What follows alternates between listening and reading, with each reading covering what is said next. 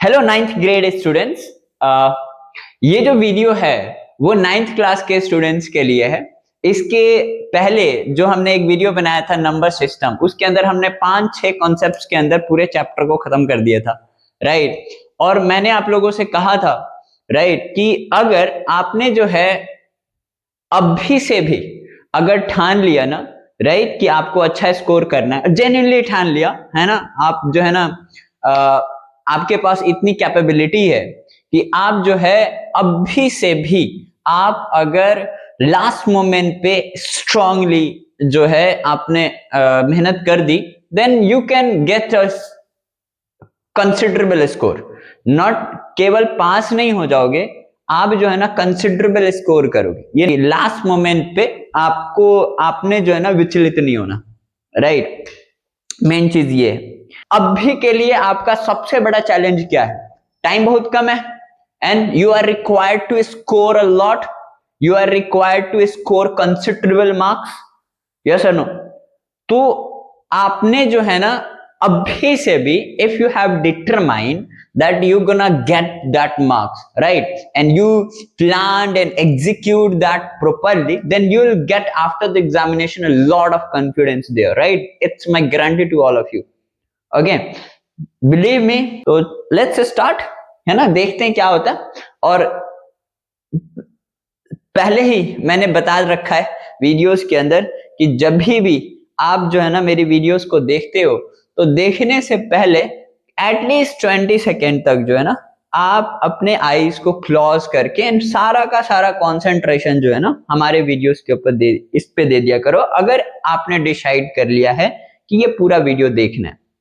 मैं जो है ना एकदम बेसिक से लेकर के एडवांस तक आपको जो है ना फिजिकल सिग्निफिकेंस इसका बताने की कोशिश करूंगा, राइट। हर एक टर्मिनोलॉजी का एकदम बेसिक से स्टार्ट करूंगा एंड एडवांस तक ले जाने की कोशिश करूंगा। मेरा जो मेन मकसद है ना वो आपके कॉग्निटिव थिंकिंग को डेवलप करना है, ना कि केवल और केवल एग्जाम पॉइंट ऑफ व्यू से पढ़ाना, राइट। तो कॉग्निटिव थिंकिंग अगर आपको आ गया, राइट, आपको क्रिटिकल थिंकिंग आ गई, है ना, how to think to solve a real world problem, तो मेन एम जो है ना यही है स्टडी का। And once you gain that ability, तो आप कितना भी टफ प्रॉब्लम है, आप उस टफ प्रॉब्लम के आंसर तक नहीं पहुंचोगे कोई बात नहीं है, बट आप जो है ना उस क्वेश्चन को लेकर के तो बैठ जाओगे एंड आप अलग अलग डायरेक्शन से उसको अप्रोच कर सकते हो, और वही ज्यादा जरूरी है, राइट। तो try to make yourself, try to build your mind in such a way so that you could think properly and you could think the cognitively, right। सबसे पहली बात जो है ना मैं बात करूंगा आपसे कि ज्योमेट्री का मीनिंग क्या होता है, राइट। ज्योमेट्री जो है ये क्या सेंस बनाती है आपके, आप जो है ना समझते क्या हो इस चीज से। देखो, मैथमेटिक्स जो है ना एक बहुत बड़ा सब्जेक्ट है, बहुत ब्रॉड सब्जेक्ट है। मैथमेटिक्स के बिना तो साइंटिफिक डिस्कवरीज की जो बात करी जाती है उसको तो भूल ही जाओ, वो बिल्कुल नहीं हो सकता। जो साइंस का इतना नाम है ना, राइट, कि किसी भी इन्वेंशन और डिस्कवरीज के लिए साइंस को हम क्रेडिट देते हैं, लेकिन साइंस जो है ना विदाउट मैथमेटिक्स लेम है, राइट। लंगड़ी है साइंस विदाउट मैथमेटिक्स। आपको मैथमेटिक्स का सहारा साइंस को लेना पड़ता है to understand the and invent the things, right. हालांकि ये ज्योमेट्री जो वर्ड है ना, इसको अगर आप लिटरली समझने की कोशिश करोगे, राइट, तो this is actually geo and metry, right. Geo means तो एक्चुअली अर्थ होता है, ज्योग्राफी पढ़ते हो ना, भूगोल, ओके। एंड मेट्री का मतलब होता है मेजरमेंट, राइट। तो अर्थ मेजरमेंट यहां पे, लेकिन इसका मतलब इस चीज से स्पेसिफिकली अर्थ से नहीं है, राइट। इसका मीनिंग क्या है ज्योमेट्री का?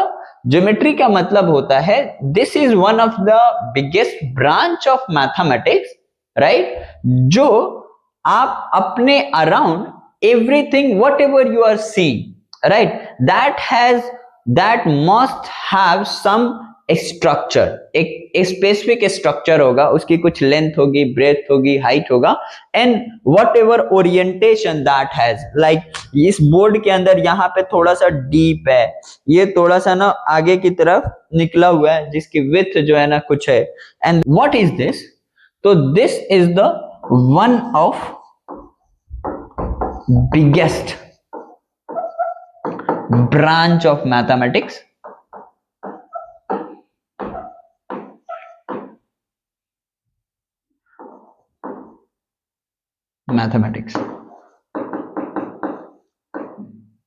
बिगेस्ट ब्रांच ऑफ मैथमेटिक्स, ये क्या डील करता है? It deals with shape, okay, and shape form कैसे हुआ? Shape, size,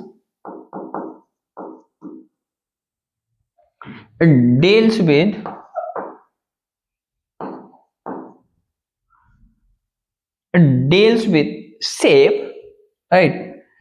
What to what it deal with, right? So it deal with the point, lines, different kind के lines, different system of points भी होते हैं, right? जिसको हम collinearity बोलते हैं, okay, या non collinearity बोलते हैं. तो system of points also there, and line segment,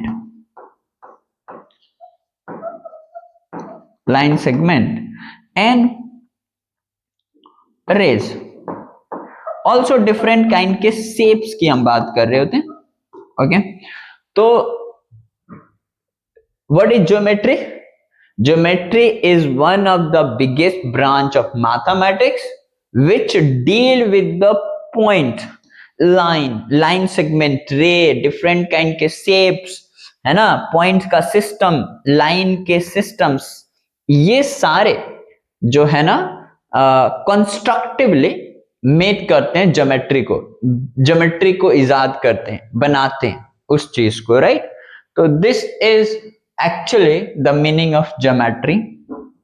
application of geometry की बात करेंगे. ऑब्वियसली जब तक जो है ना हमें किसी भी सब्जेक्ट का, जो चीज भी हम पढ़ने जा रहे हैं, जिस टॉपिक को भी हम पढ़ने जा रहे हैं, जब तक जो है ना हमारे को उसका इम्प्लीकेशन पता नहीं रहेगा, हमारे को जब तक उसका एप्लीकेशन पता नहीं रहेगा कि where we gonna use that in future and और in daily life scenario, where we gonna use that, तब तक हम जो है ना उस टॉपिक के अंदर डीप डाइव कर ही नहीं सकते, राइट? तो अगर मुझे कॉग्निटिवली जो है किसी भी चीज को समझना है, then we have to learn the applications. So अगर मैं ज्योमेट्री के एप्लीकेशन की बात करूं, इंजीनियरिंग के अंदर भी आप ज्योमेट्री को यूज करके किसी पर्टिकुलर थ्योरम को प्रूफ करते हो. ये आपके एग्जाम पॉइंट ऑफ व्यू से इंपॉर्टेंट नहीं है.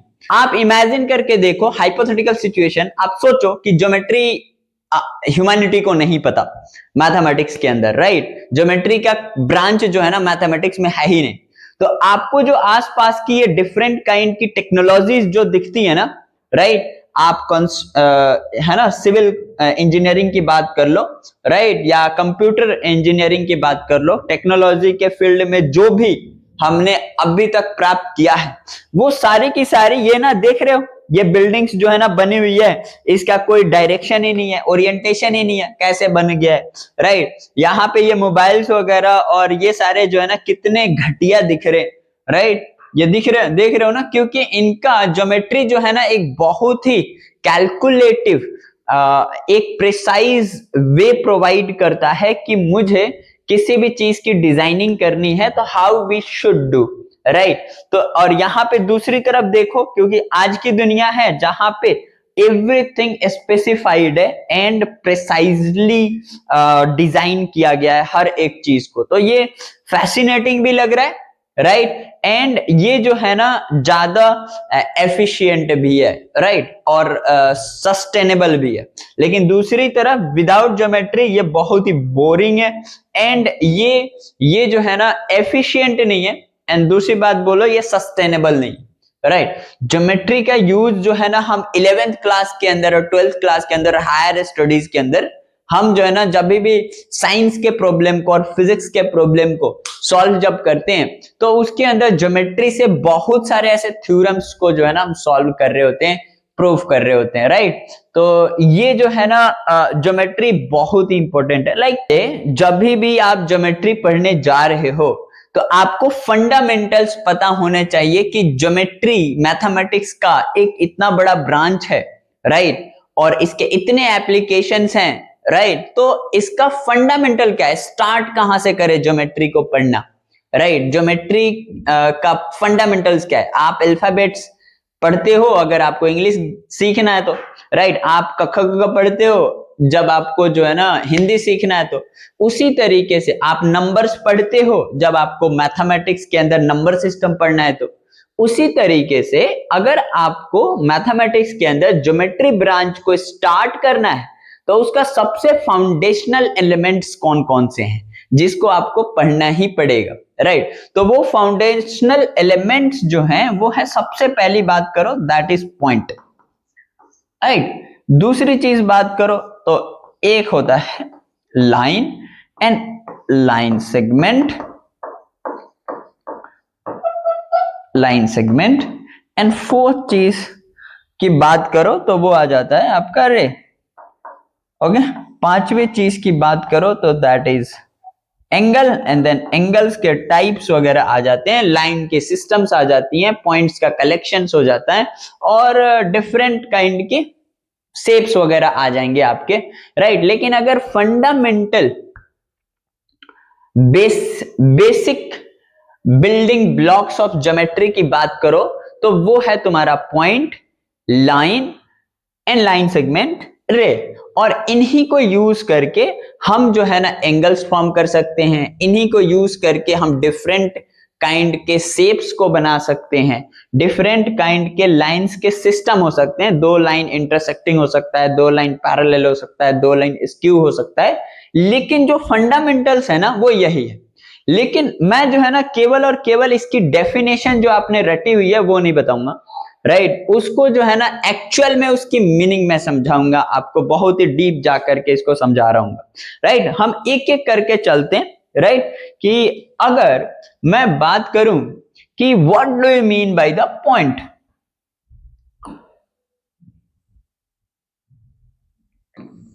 What do you mean by the point, तो जनरली इसका डेफिनेशन जो है वो ये है कि पॉइंट जो है ये एक basic building block of geometry है जिसकी न तो लेंथ होती है और ना ही ब्रेड्थ होती है। अब जिस चीज की ना लेंथ हो ना ही ब्रेड्थ हो तो वो तो कुछ हुआ ही नहीं ना, जब लेंथ भी नहीं है ब्रेड्थ भी नहीं है तो वो क्या हुआ, पॉइंट। तो फिर इसका कॉन्सेप्ट जब कुछ है ही नहीं तो पॉइंट फिर क्या है, राइट। तो जनरल जो डेफिनेशन है वो होता है कि having no any length, no any length and no any width, ना तो कोई विड्थ है और ना ही कोई लेंथ है। तो जब ना तो लेंथ हुआ नहीं विड्थ हुआ तो फिर ये कुछ हुआ ही नहीं, ये बेसिक ब्लॉक्स जो है वो तो कुछ हुआ ही नहीं। तो बात ये है ना कि असल में हमें सबसे पहले प्राइमरी स्टेप को डिफाइन करना पड़ता है या अज्यूम करना पड़ता है आपको, तब जो है ना जब तक अजम्पशन आप नहीं लोगे तब तक जो है ना आप किसी बड़े ब्लॉक्स को डिफाइन ही नहीं कर सकते। तो जो प्राइमरी ब्लॉक होता है ना उसको आपको डिफाइन करना पड़ेगा कि व्हाट इट इज। तो असल में ना ये प्री डिफाइंड है और अजम्पशंस हैं, राइट। पॉइंट का जब तक पॉइंट के कॉन्सेप्ट्स को आप क्लेम नहीं करोगे, राइट, तब तक जो है ना आप लाइन डिफाइन नहीं कर सकते, राइट। तो इस वजह से हमारे को एक डेफिनेशन देनी पड़ती है एक ऐसे पॉइंट की। अगर मैं बोल दूंगा जिसकी लेंथ कुछ है तो फिर लेंथ कुछ है तो पॉइंट तो कुछ बड़ा हो गया ना, सबसे छोटा क्या है वो लेंथ किस चीज से बनी हुई है, राइट। तो पॉइंट का एक कंसेप्ट जो है ना this is the hypothetical concept of point is hypothetical, hypothetical, ये ना हाइपोथेटिकल है, राइट। और आपको बोलो कि ये अजम्पशन है, ये ना अजम्पशन है, सब जिसकी लेंथ नहीं होगी, जिसकी ब्रेड्थ नहीं होगी, वो तो कुछ होगा ही नहीं। तो this is the assumption, right. And क्यों अजम्पशन की जरूरत क्यों पड़ी, why this assumption need, right, because to define the larger blocks of the geometry, right, क्योंकि मुझे to define the larger blocks of geometry, larger blocks of geometry, right। तो general जो definition है वो पॉइंट का वो ये है कि basic building block of the geometry having no any length and no any breadth. But अगर आप दिमाग से सोचो तो क्या कोई भी चीज ऐसा हो सकता, कोई भी ऐसी फिगर हो सकती है जिसकी कोई लेंथ ना हो नहीं ब्रेड्थ हो? तो ये तो फिर हाइपोथेटिकल हो गया ना, प्रीजम्पशन, अजम्पशन हो गया। अब अजम्पशन की जरूरत क्यों पड़ी, है ना? तो अजम्पशन की जरूरत इस वजह से पड़ी बिकॉज हम जो है ना ज्योमेट्री के लार्जर ब्लॉक्स को, लाइक लाइन को, हम डिफरेंट काइंड के शेप्स को डिफाइन कर सके। क्योंकि जब तक इनिशियल स्टेज प्राइमरी चीज आप अज्यूम नहीं करोगे तब तक बड़े वाले चीज को आप डिफाइन नहीं कर सकते। उससे बने हुए, सबसे पहले मैं अगर 55 किलोग्राम का हूं तो 55 किलोग्राम को बताने से पहले मुझे ये डिफाइन करना पड़ेगा, ये पहले प्रिज्यूम करना पड़ेगा, हमें ये प्रिज्यूम करना पड़ेगा कि 1 किलो कितना होता है। तो 1 किलो को आप जो है ना अज्यूम करोगे ना कि this much is called 1 kilogram, 1 kilogram. Point क्या होता है, तो असल में पॉइंट जो है ना डिफाइंड टर्मिनोलॉजी नहीं है, पॉइंट जो है ना वो एक प्रिज्यूम्ड है, पॉइंट जो है ना अज्यूम्ड थिंग, अज्यूम्ड कॉन्सेप्ट है, जिसको अज्यूम किया गया है, माना गया है, right. And everything on the basis of that is defined, right. इसको रेफरेंस बना करके हमने ज्योमेट्री के जितने भी अदर ब्लॉक्स हैं उसको डिफाइन किया गया है। फॉर एग्जांपल लाइन जो है वो ग्रुप ऑफ पॉइंट्स हैं, तो जब तक पॉइंट डिफाइन नहीं रहेगा तब तक आप लाइन को कैसे डिफाइन कर सकते हो? तो this is what the concept of point is, right.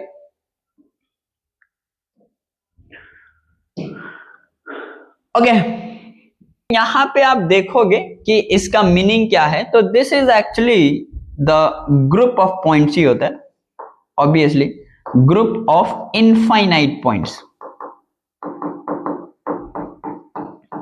Point arranged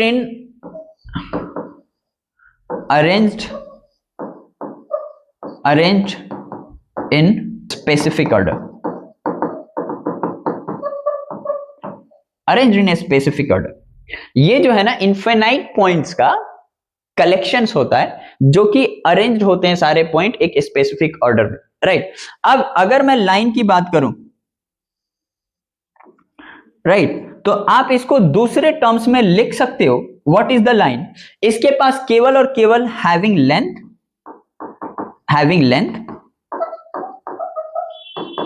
but not breadth,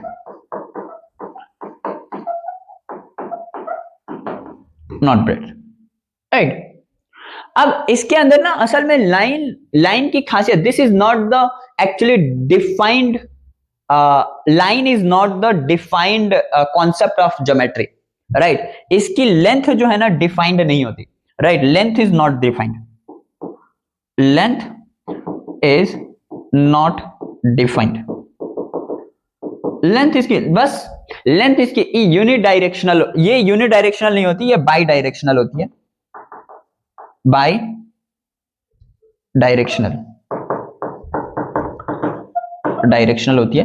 and length define नहीं होने का मतलब ये हुआ कि अगर मैं बात करूं कि यहां से एक पॉइंट ले लूं, इसका ये पॉइंट ले लूं, ये अगर कोई बोले कि लाइन की लेंथ कितनी होती है, तो आप बोलोगे इनफाइनाइट लेंथ होती है। लाइन की लेंथ पूछने का कॉन्सेप्ट ही हुआ, लाइन की लेंथ पूछने का मतलब ही हुआ कि it is the illogical question. Line itself is not the defined, right, वो बाई डायरेक्शनल होता है। This is the line segment, नाम से ही पता चल रहा है, राइट, कि लाइन है कोई, दिस इज द लाइन, और लाइन का ना कोई पार्ट है, राइट, इसका कोई सेगमेंट है, तो यहां से ये सेगमेंट को मैंने निकाल दिया, तो ये बना, राइट। और ये जो लाइन, ये जो होता है ना having length but not breadth, breadth नहीं होता इसका, इसकी लेंथ जो होती है ना वो डिफाइंड होती है, length is defined, length of line segment is defined, ये कोई इनफाइनाइट नहीं होता, तो this is defined concept of the geometry, okay. तो length is defined, length defined होती है इसकी, okay, length is defined, okay, 10 centimetre 50 centimetre and all that length. और आप बोल सकते हो कि इसके भी ये ना collection of, this is the collection of points होते हैं, collection of points arranged in a specific order, arranged in a specific order, ये एक स्पेसिफिक ऑर्डर में लगे होते, राइट। एंड असल में इसके एप्लीकेशंस बहुत सारे, राइट। यहां पे ये अगर रे की बात करो ना, तो रे भी ये यूनिडायरेक्शनल होता है, ऑब्वियसली इसके पास भी केवल और केवल लेंथ होगा, ओनली लेंथ, एक टर्मिनल है, दूसरा एंड ओनली लेंथ होगा, एंड यूनिडायरेक्शनल होगा, इसका यूज जो है ना, used it to show the direction, science वगैरह के अंदर जो वेक्टर क्वांटिटीज होती है ना, उनके डायरेक्शन को शो करने के लिए हम इस रे का इस्तेमाल करते हैं। तो रे क्या होता है, तो this is the group of points arranged in a specific manner having only length but not breadth, but it is the if you talk in context of the direction, then ray has only one direction, ये unidirectional होता है,